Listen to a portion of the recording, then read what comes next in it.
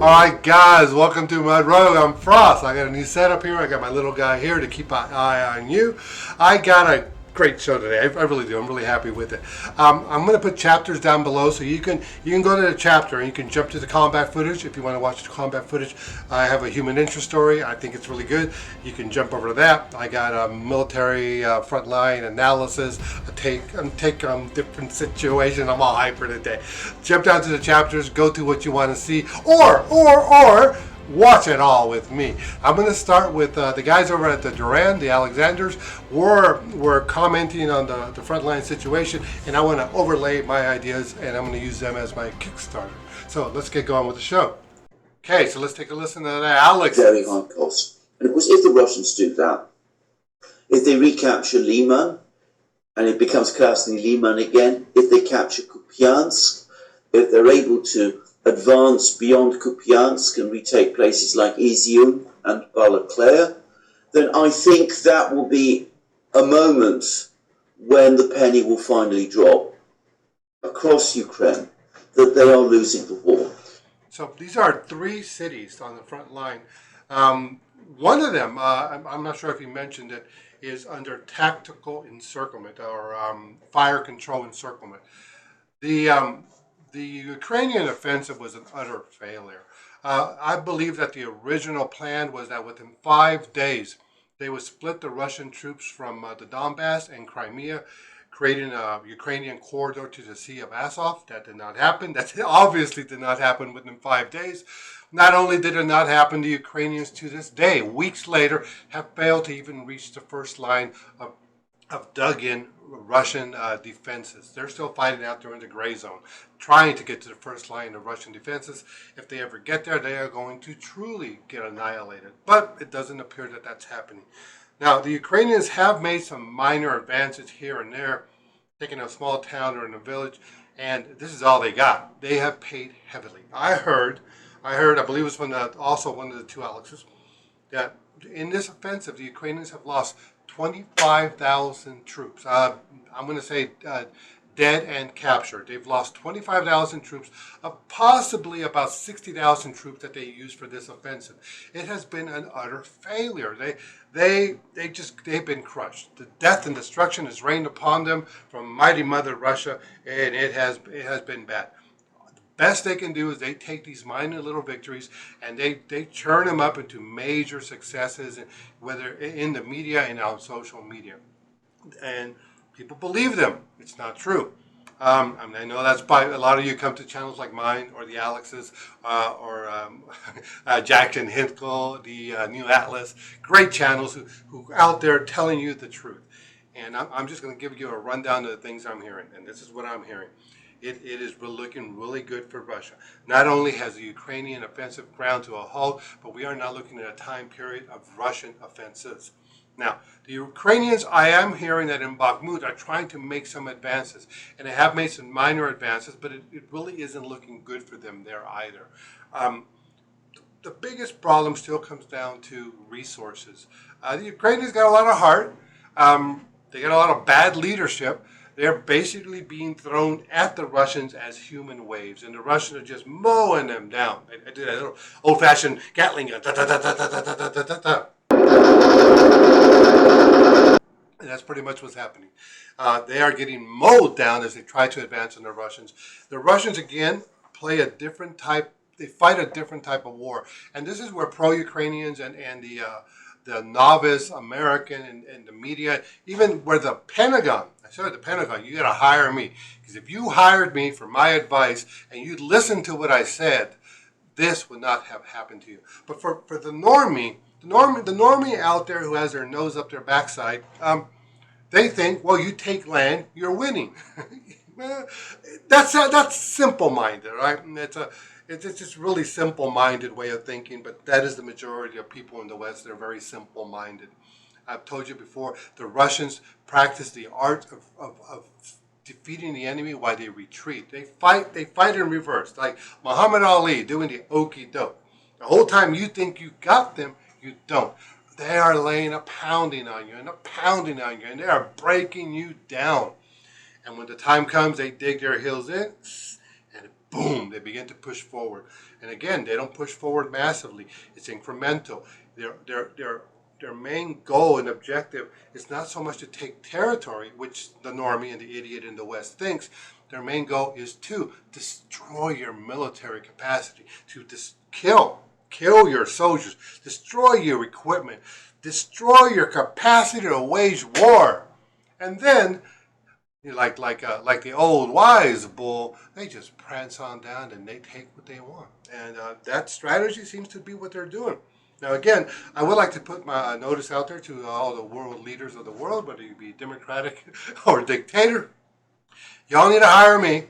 Yeah, I'm not expensive. About $10 million retainer, non-refundable, $1 million a day for my services. Because I guarantee you, Pentagon, whoever is advising you is a freaking idiot. Because I and my viewers obviously know more than you do. I got some good images to show you. Let's get to that right now. And here we have some Ukrainian troops. I believe they may actually even be mercenary troops. And this is how their day starts. It's a good day.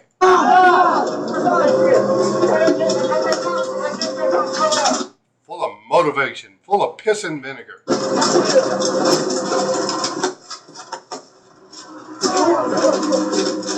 All right, that's going pretty good. I think so.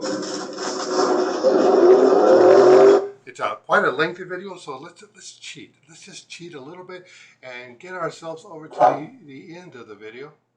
All right, so here we are further on the day. Looks like they got themselves pinned down. So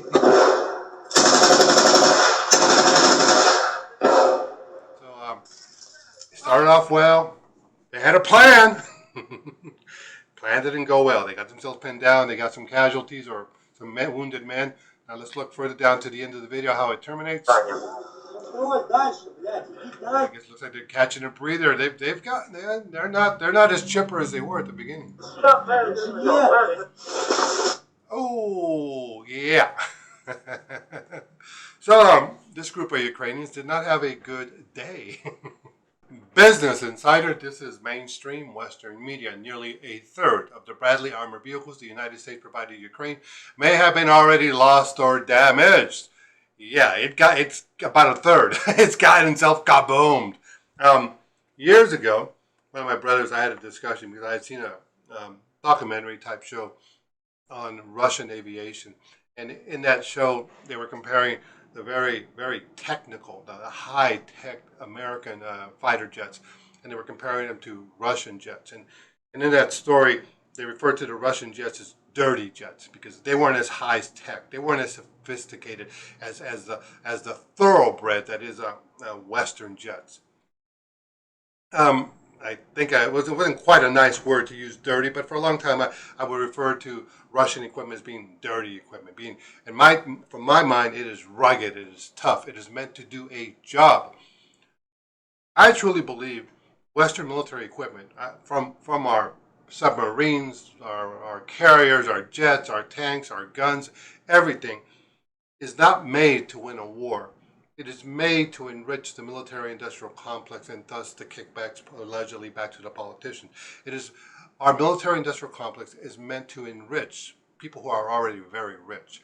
It is not meant to actually provide functional equipment to our troops. In the United States, you would get a tank, let's say a Bradley fighting vehicle, that would start off as a fighting vehicle. It might have a single machine gun on top. It carries some troops. It was meant to get troops from point A to point B with a good solid gun.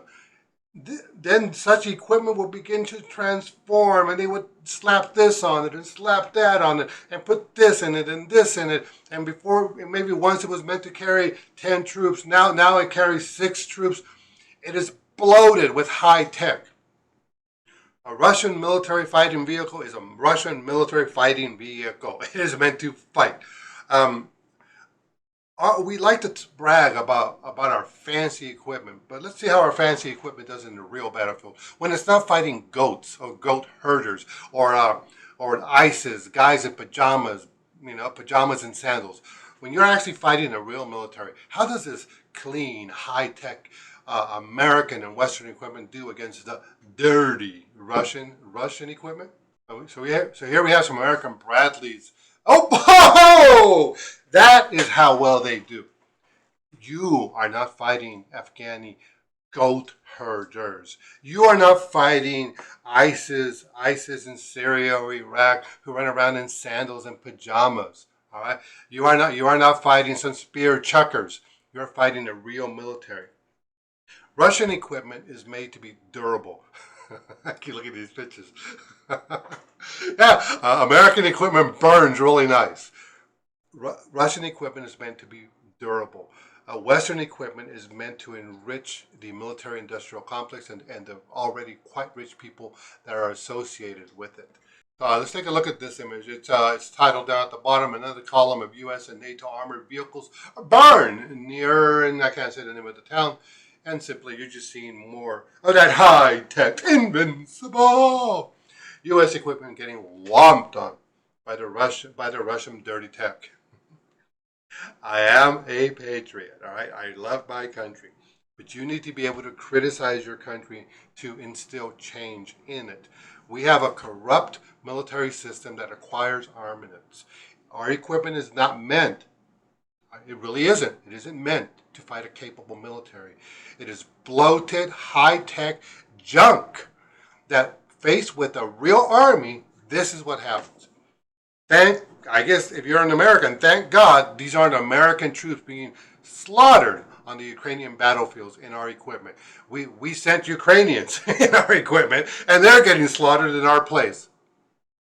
Um, I know I'm going to get people, you're just so unpatriotic. You don't love America. I'm telling you the freaking truth, right? You need to listen to the truth, and you need to take your head out of your patriotic ass. All right? Your patriotism is misplaced. You need to be able to look at your own government and your own military and say, you know what? Your equipment is junk, right? It needs to do a job. You can't get one vehicle and put 10 jobs on it. It needs to do at least one job and do it well and protect the troops in the vehicle. All right, that is not a lack of patriotism. That is reality. And too many of you pro military, oh, Star Spangled Bangle people. You personally are among the most dangerous individual that our troops will ever face in war, because it is because of you people who have misplaced patriotism, who do not hold the feet of our politicians to the fire of accountability, to tell them, you know what, stop this crap. It's not about enriching yourself. It is not about enriching the military industrial complex. It's about procuring equipment that gets the job done. All right. Right here, big U.S. banks, the big banks, Bank of America, Citibank, I'm presuming, big U.S. banks to report largest jump in loan losses since pandemic. Rising interest rates pile pressure on borrowers and commercial real estate losses mount. I don't know why people just do not believe me. And it's you got to dig for the information. Oh, well, I haven't heard that. Yeah, because you're a freaking idiot. You got your head up your backside, all right, and you're not paying attention to what's really going on. Just like the crisis, the banking, housing crisis back in 2007, it hit a lot of people by surprise because they had their effing head in their ass, all right. And I've been telling you this for a long time. The war backfired on the West. We intended to break Russia economically. That did not happen. Russia is breaking the West economically. We intended to deplete the Russian military capacity, their ability to wage war. Nope, the Russian military has only increased in its capability. They have cranked up their war machine, and they are stronger than they were before the war. It is the West who has lost military capacity. Everything that was supposed to happen in the Ukraine war in order to forward, to advance the Great Lizard Dream has backfired, has reversed itself. Right? And what is going to come down on us, we the people of the West, I think is hardship. The Western lizards that want to control the world are either going to crank up, and there's talk of that. There's talk. The United States recently sent 3,000 reservists into I believe Poland to assist with the war effort in Ukraine. Now remember this: reservists.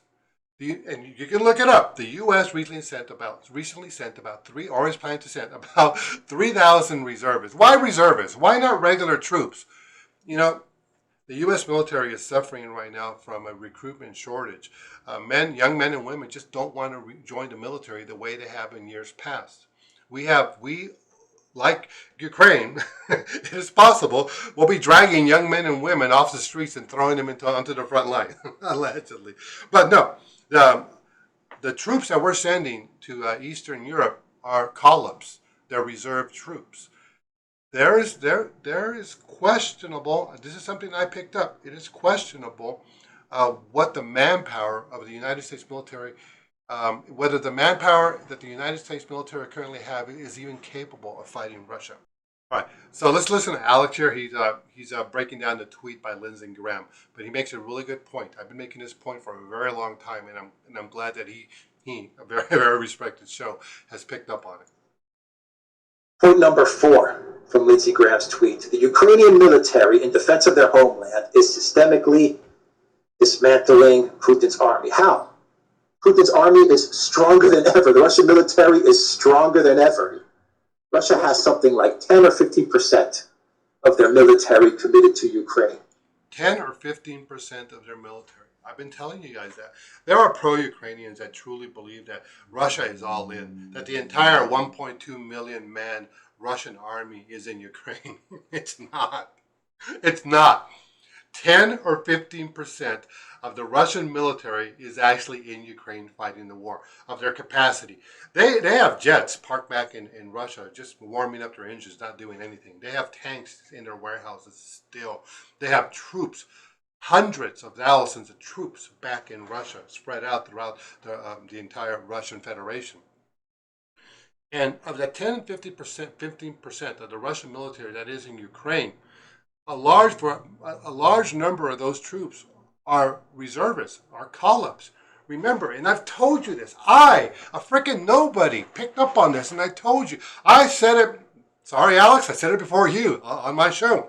I've said it, that the Russian military is not in Ukraine, that the vast majority of troops in Ukraine were call-ups. They were reservists that were brought out of civilian life, and they were sent in to fight in Ukraine, along with the Wagner, the Chechens, other troops from other Russian republics, the Donbass and Donetsk troops. These troops make up that 10 to 15%. And this, understand, the United States, NATO would lose against Russia. All right? Russia, before the war, standing army, about 1.2 million troops. 10%, that would mean they would have about 220,000, 15%, maybe let's say the number which I keep hearing, somewhere between 350, 400,000 troops are actually in Ukraine. That means that Russia still has a standing army. And remember, of these 400-some thousand troops, a lot of them are reservists. I'm going to give you a round number that Russia has about 1 million troops, standing army, not reservists. They still have more reservists that they can pull from. They have a massive military. We cannot match the might of Russia. I know you're not patriotic. What do you want me to do, lie to you? Do you want me to lie to you and tell you that the United States, toe-to-toe with the Russians, has a chance? We don't. We just don't. We don't have the ammunition. We don't have the ability to produce military equipment the way they do. We don't have the army to fight them. We have to draw. We have to draw part-time soldiers out of the military reserve just to send 3,000 support troops into Eastern Europe. Situation, I don't know. I don't know what to tell people. You're freaking idiots, most of you. You're just freaking idiots. You can't see the obvious. You don't, I don't know. I get frustrated with people, seriously. Who am I that I figured this out over a year ago?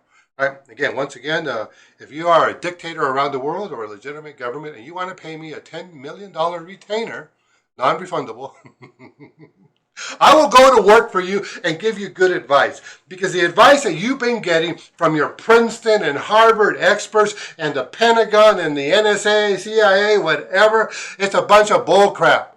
How is it possible that I, over a year ago, already figured it out? And you, the Western leaders, continue to just, make decisions based on your own propaganda.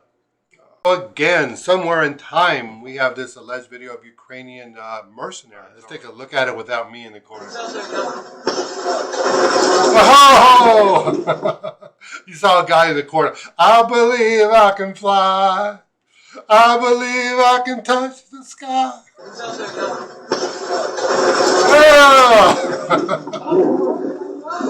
Oh, oh my Lord. Yeah. Can I tell you? No, I'm going to stop it there. I haven't seen it all the way through, but no blood and gore. I got to try to keep that out of the videos. I don't know. There might be something we don't want to see. All right, guys, and here we got another video of some Ukrainian troops moving, advancing against the Russians. Looks like they had a pickup truck. Actually, that is a good vehicle for this type of terrain. We should have more of them. Oh my Lord! Oh my Lord! That wasn't a good day. You all right, boy? I'm surprised he's not blown to pieces. He looks a little shook up. Uh, he's wrapping his leg, but I don't see any cuts on it or any bleeding. Quite fortunate. It looks like he hit a mine. All right, so this guy got the heart of a champion. I do not know, honestly. I do not know if he is Russian. Is he Russian? Russian or Ukrainian? He is a Olympic championship figure skater. He looks like he had both his legs, unfortunately, as you can tell, and his hands. This guy is demonstrating courage.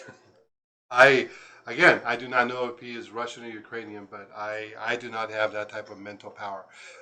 If this happened to me, I would be an emotional wreck. Hey, if I break a nail, I'd probably be an emotional wreck. This takes a lot of inner strength, a lot of courage, a lot of cojones. I pray for this guy. I hope you all do. Again, I do not know if he is Russian or Ukrainian. I do not know. I run my show the way I do, but ultimately, I really do love humanity. I value human life. Um, and again, I don't know if he's Russian or Ukrainian, but I hope the best for him, and I feel terrible for him. And I am impressed. I am beyond impressed that he can keep it together, and he is striving to improve his body, even as broken as it is. It is encouraging. He deserves more than an applause. I don't know what more I could do, but let's other than and pray for him and hope that this terrible war actually comes to an end. I know I do my show the way I do it, and some people just think I'm heartless. I'm not. I do it the way I do it. Um, there's a reason behind it. Maybe it is to piss off people to the point that they take action, positive action, that they understand that people need to understand something. We in the West are not the good guys. Right? There, in so many ways, we the tables have flipped. Um, it is in Ukraine. It is in Western nations that Christianity is under attack. It is in the West that the family structure is under attack. It is in the West, and I can only point to the COVID thing, that our liberties are under attack. In Russia, you did not see you did not see the Russian people having their civil liberties trampled on in the way they did in the United States, Canada, Australia, New Zealand, United Kingdom. Our Western free governments imposed upon us restrictions and limitations on our civil liberties that we would have never imagined just 10 years ago. Russia is a strict nation, and they did have some guidelines, travel guidelines, when you could travel and not. But all in all, they were not maniacal. Is that the word?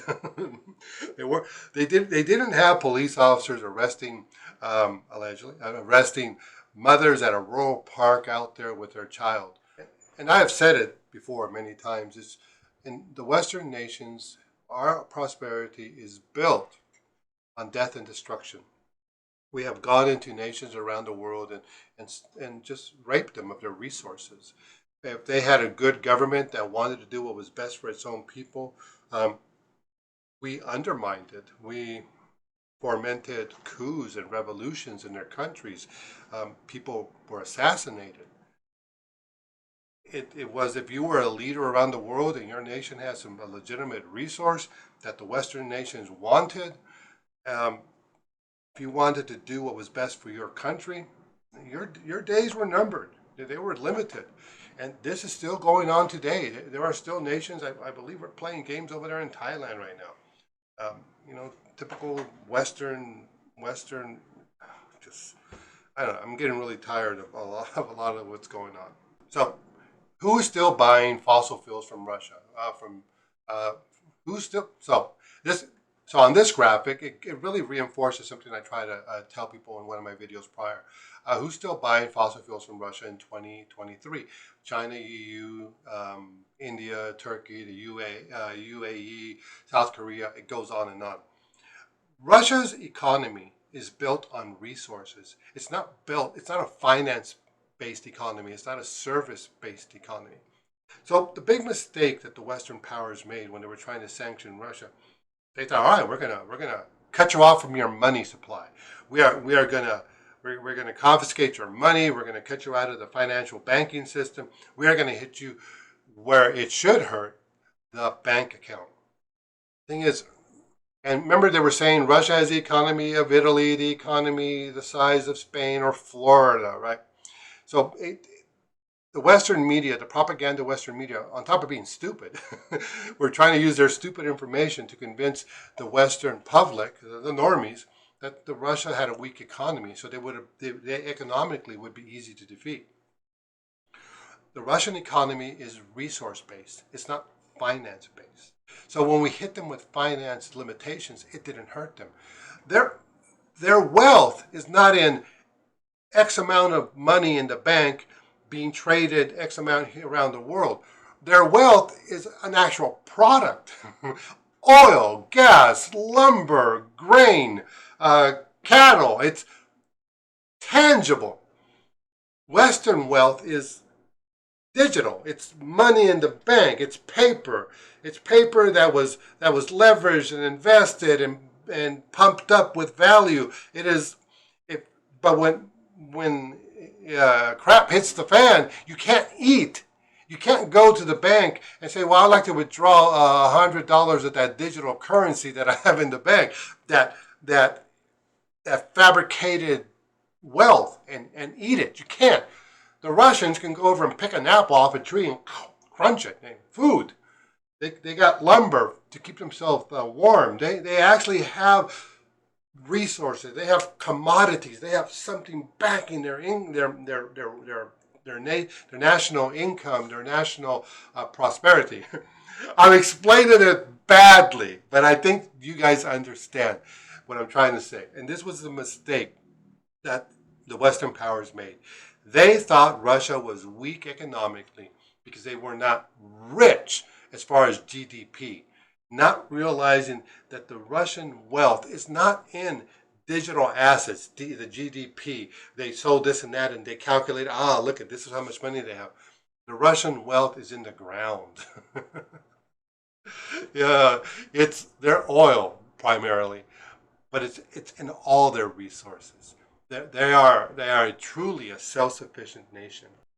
Here we got the images. I'm going to close off with these images of Western equipment that got kaboomed on the Ukrainian battlefield. This is a look at I think that's a infantry fighting vehicle. That may be a Leopard tank. I don't know. Another destroyed Bradley possibly. Oh my God! Like fried bread. Whoa! They got Russian posing with Western equipment. More burnt to the ground, high tech, best in the world armor. Burnt to the ground with dirty, hard as rock and nails Russian dirty equipment, allegedly. I tell you, it's better to build something that is functional, that actually gets the job done, than to overload this stuff with needless crap. Oh my God. But hey, there's a lot of rich American industrialists and American politicians because they fooled the normie into believing that we had the best equipment in the world. Just because something is all shiny doesn't mean it's the best. Sometimes the best hammer is that old rugged one you find at the bottom of the toolbox, full of rust on it. You hit a nail with that and boom, it drives it home. That fancy stuff. Well, here you are. This is the fancy stuff. Thanks for watching the show today. Y'all have a good week coming up later.